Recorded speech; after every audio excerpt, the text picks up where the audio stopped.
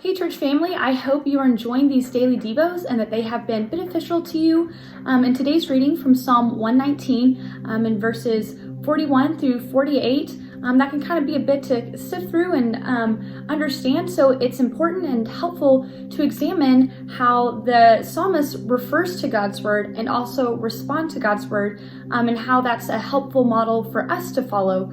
And so in verse 1 it says, "Let your steadfast love come to me, O Lord, your salvation according to your promise. Then I shall have an answer for him who taunts me, for I trust in your word, and take not the word of truth utterly out of my mouth, for my hope is in your rules. I will keep your law continually, forever and ever, and I shall walk in a wide place, for I have sought your precepts. I will also speak of your testimonies before kings, and shall not be put to shame.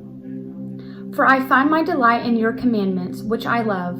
I will lift up my hand towards your commandments, which I love, and I will meditate on your statutes."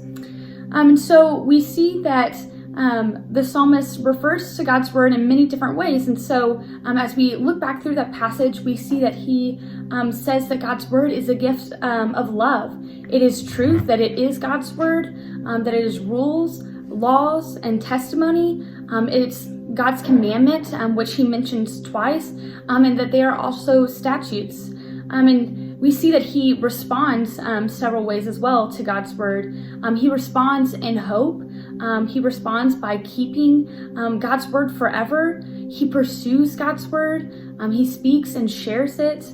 It is something that he delights in, and that he responds in love to.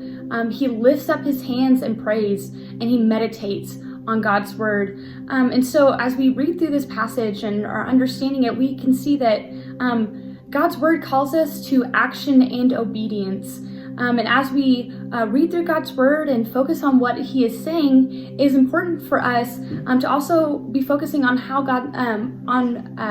how we can put God's word into practice.